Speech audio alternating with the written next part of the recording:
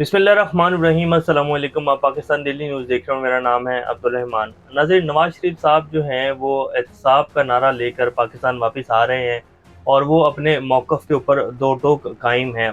उनको पैगाम भी पहुँचाया गया है कि जी आप बाज़ रहें और आप ये जो बातें कर रहे हैं ये मत करें। और यहाँ तक कहा गया कि जी अगर आप ऐसे चलेंगे तो फिर बड़ी मुश्किलात खड़ी हो जाएँगी आपके लिए। तो पहले बहुत सारी मुखालफत है और जो है ऐसे मत करें, लेकिन वो अपने मौक़िफ़ के ऊपर दो टोक कायम हैं। खुर्शीद शाह साहब जो कि पाकिस्तान पीपल्स पार्टी के बड़े रहनुमा हैं, उन्होंने नवाज शरीफ साहब को कहा कि जी पहले कितना का एहतसाब हो गया पाकिस्तान में और आपने कितना एहतसाब कर लिया अपनी हुकूमत में आकर। मुशर्रफ के खिलाफ जो आर्टिकल 6 का मुकदमा आपने चलाया था उसमें आपने कितना का एहतसाब कर लिया था और मुशर्रफ साहब को जैसे प्रोटोकॉल देकर जो है दुबई भेजा गया था, तो आपने तब क्या कर लिया था जो अब आप करेंगे। और खुर्शीद शाह साहब ने क्या कहा वो भी आपके सामने रखेंगे। इमरान खान साहब को कल क्या ज़मानत मिल जाएगी, उनकी समाअत जो है मुकर्रर कर दी गई है। इस्लामाबाद हाई कोर्ट के जो चीफ जस्टिस हैं आमिर फारूक साहब, उन्होंने तोशाखाना केस का जैसा फैसला सुनाया। तोशाखाना जो जज थे हुमायूं दिलावर साहब, उनको तो ओएसडी बना दिया, लेकिन इमरान खान जो जेल में रहे उसका किसने अजाला करना था। और अब अजाला तो बड़ी दूर की बात है, जो अब साइफर केस में उनके साथ किया जा रहा है और उनकी समाअत जो है ज़मानत की जो उनकी दरख्वास्त है उसको इतना लेट सुना जा रहा है। अब कल देखते हैं कि वो क्या करते हैं। उसके हवाले से भी कुछ डिटेल्स आपके सामने रखेंगे। इसके साथ साथ इमरान खान साहब ने कहा कि जी अगर लेवल प्लेइंग फील्ड हमें ना दी गई तो मुल्क में जो इलेक्शन होगा वो एक मज़ाक़ा खेज़ इलेक्शन होगा और उसके कोई भी रिज़ल्ट जो है नहीं मानेगा। और हमें अगर लेवल प्लेइंग फील्ड ना दी गई तो हम क्या स्टेप उठाने जा रहे हैं वो भी आपके सामने रखेंगे। इसके साथ साथ एक इंसाफ का आज वाक़या भी आपके सामने रखेंगे, जो कि हमारे ब्रदर मुल्क सऊदी अरब में जो है किया गया है इंसाफ। और वहाँ इंसाफ ऐसा ही होता है, जिन मुल्कों में इंसाफ इस तरह दिया जाता है वही मुल्क जो है वो तरक्की भी करते हैं। वो वाक़या भी आपके सामने रखेंगे। इससे पहले अगर आप लोगों ने चैनल को सब्सक्राइब नहीं किया तो रेड बटन को प्रेस कर लें और बेल आइकॉन को भी प्रेस कर लें, ताकि लेटेस्ट अपडेट्स आप लोगों को मिलती रहें और ये जो हमारा ताल्लुक है ऐसे ही जुड़ा रहे। आज 24 सितंबर है जी, एतवार का दिन है। और सबसे पहले आपके सामने ये वाक़या रखते हैं। नौजवान मोहम्मद बिन मुरसल सऊदी अरब के शहर नजरान में रहने वाले थे और इनका एक मामूली सी बात के ऊपर इनके कज़न के साथ तनाज़ा हुआ और उन्होंने उसको कत्ल कर दिया। उसके बाद इनको जेल हो गई और जेल में जो है कुछ दिन बाद रहने के बाद अदालत ने क़सास का फ़ैसला सुनाया और इनकी गर्दन उड़ाने का जो है वो हुक्म सुना दिया। अब मोहम्मद मुरसिल के कबीले आल रिस्क के बच्चों, बुजुर्गों और नौजवानों ने जो है ये फ़ैसला किया कि हम जो इनके कज़न जिनका कत्ल हुआ है उस कबीले के लोगों के पास जाएँगे, उनके घर जाएँगे और वहाँ जाकर जो है उनसे माफ़ी की अपील करेंगे। ये अब तस्वीरें आपकी स्क्रीन के ऊपर चल रही हैं। सऊदी अरब में ऐसा पहले कभी नहीं हुआ। लोग इस तरह जो है पूरा कबीला गया उनके घर के बाहर और लोगों ने अपने जो सर के रुमाल होते हैं, सऊदीया में बहुत इज़्ज़त की निगाह से देखा जाता है ये जो लोग सर पर रुमाल लेते हैं।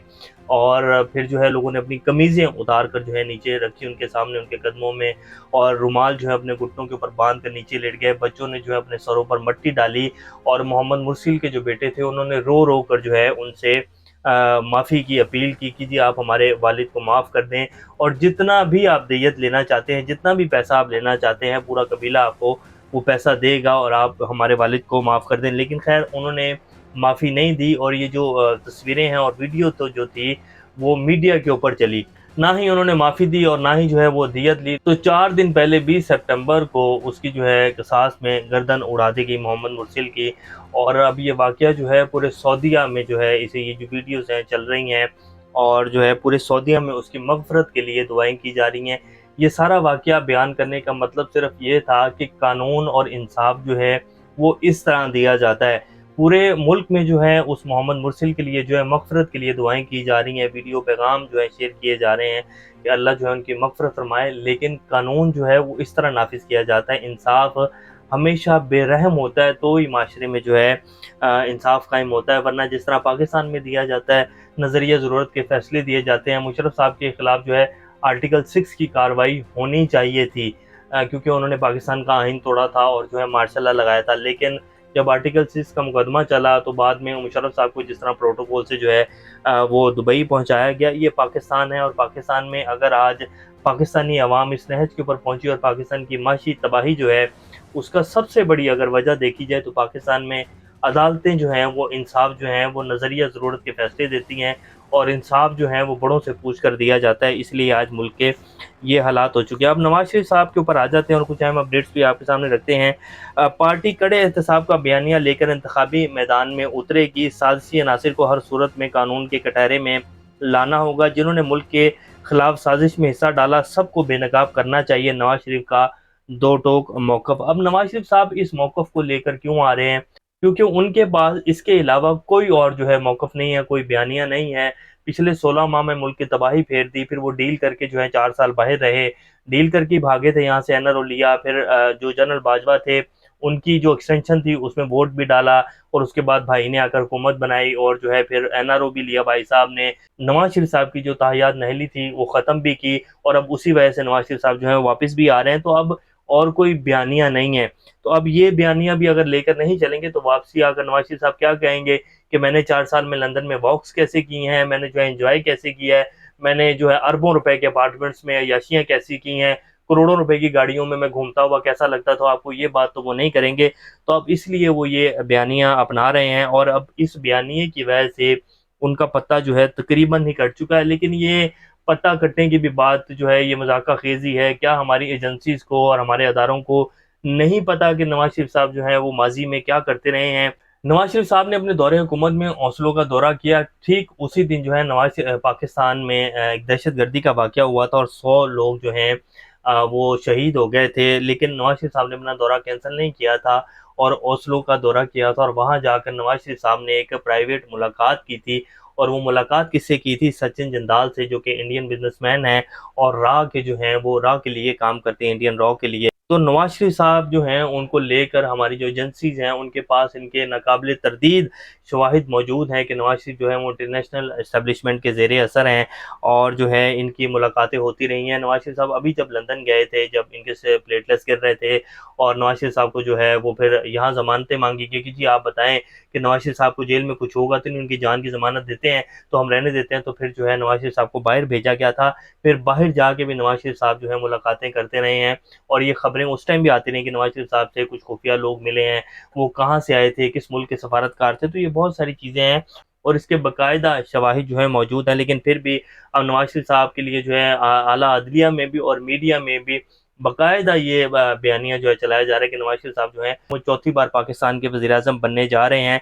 अब ये सवाल नहीं बनता कि क्या अगर अदलिया और मीडिया को ये सब कुछ पता है कि नवाज शरीफ साहब के क्या ताल्लुकात हैं इंटरनेशनल स्टैब्लिशमेंट से और वो किन के आलाकार हैं, और फिर भी वो पाकिस्तान में चाहते हैं कि नवाज शरीफ साहब जो हैं वो दोबारा वज़ीर-ए-आज़म बन के आएँ, तो फिर क्या हमारी जो अदलिया और हमारा जो मीडिया है वो भी इंटरनेशनल एस्टैब्लिशमेंट के ज़रिए असर है? बड़ा अहम सवाल है जो असदुल्ला खान साहब ने उठाया है, और ये बनता है सवाल कि क्या ये वाक़ई हमारा जो मीडिया और हमारी अदलिया जो है और हमारे जो बाकी लोग हैं वो भी इंटरनेशनल एस्टैब्लिशमेंट के ज़रिए असर हैं, पाकिस्तान को चलाया ही इस तरह जाता है? तो बड़े अहम सवालात हैं जो पूछे जाने चाहिए। बहरहाल खैर ये प्यारा पाकिस्तान है, और यहाँ जो है कौन पूछता है किससे कि कौन क्या कर रहा है। पिछले 16 माह में आपने देख ही लिया होगा कि किस तरह पाकिस्तान को चलाया गया है।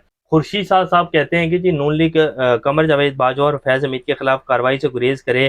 क्या किसी शख्स ने उसको छुआ जिसको आइन के आर्टिकल 6 के खिलाफ जो है सजा सुनाई गई थी? बाद में उन्हें अस्पताल में दाखिल कराया गया और फिर दुबई मुंतकिल कर दिया गया। मुशर्रफ साहब की बात कर रहे हैं वो। तो जब उनको किसी ने नहीं छुआ तो अब किसके खिलाफ कार्रवाई होगी? जनरल बाजवा और जनरल फैज़ हमीद के खिलाफ कैसे कार्रवाई होगी? मायज़ा हमीद साहब जो कि पीएमएलएन की सीनियर रहनुमा, वो कहते हैं कि जी पाकिस्तान की तारीख में नवाज शरीफ जैसा सियासतदान ना ही आया है, और नवाज शरीफ ना कभी बिका है ना झुका है, बल्कि डट के खड़ा है। ये मायज़ा हमीद साहब कहती हैं। ये जोक ही हैं जी जो इनके रहनुमा सुना रहे हैं, जैसे कि तारड़ साहब अक्सर इस तरह के जोक सुनाते हैं। इमरान खान साहब के जो वकील हैं जी शेर अफजल खान मरवत साहब, उन्होंने कहा है कि इमरान खान पीटीआई के तमाम लोग सुन लें, बाहर निकलना और एहतजाज करना हमारा आईनी हक है। जब खान कहेगा तो बाहर भी निकलेंगे और पूरा पाकिस्तान जो है वो सर पर कफन बांध कर निकलेगा। और इसके साथ साथ उन्होंने ये भी कहा कि अगर हमें भी लेवल प्लेइंग फील्ड ना दी गई इलेक्शन में कंपेन करने की और इलेक्शन लड़ने की, तमाम जिस तरह बाकी पार्टियों को फैसिलिटेट किया जा रहा है, अगर हमें भी इस तरह ना जो है वो सहूलियत दी गई तो हम इलेक्शन का बाइकआउट कर देंगे।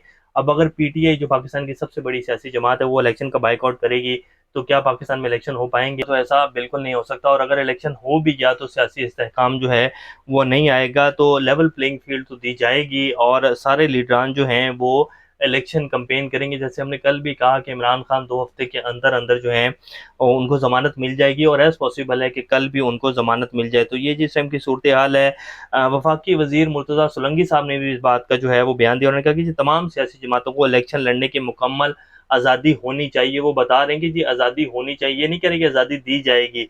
तो वो भी उन्हीं लोगों से जो है बात कर रहे हैं कि जी तमाम सियासी जमातों को आज़ादी देनी चाहिए, ऐसे तो इलेक्शन नहीं होंगे। निगरान वज़ीर-ए-आज़म साहब भी जी खाली कुर्सियों से खिताब करके वापस जो है वो लंदन पहुँच चुके हैं। ये जब हमारे निगरान वज़ीर-ए-आज़म साहब अनवारुल हक काकड़ साहब खिताब कर रहे थे तो सामने ये सूरत-ए-हाल थी कि कितने गिने-चुने लोग जो हैं बैठकर उन्हें सुन रहे थे। करोड़ों रुपया अवाम का लगा दिया गया, अवाम भूख से मर रही है। पाकिस्तान जो है वो तबाही के धाने के ऊपर खड़ा हुआ और निगरान वज़ीर-ए-आज़म साहब जो है वो अमेरिका में खिताब करने गए सिर्फ खाली कुर्सियों से, और अब वो लंदन आकर महंगे तरीन होटल में जो है वो रिहाइश पजीर हैं, वहाँ वो PMLN के साथ मुलाकातें कर रहे हैं। तो ये जी प्यारा पाकिस्तान है। अल्लाह पाकिस्तान का हमें नासिर। अभी तक के लिए इतना ही। अपना और का ख्याल रखिएगा। अल्लाह हाफिज़।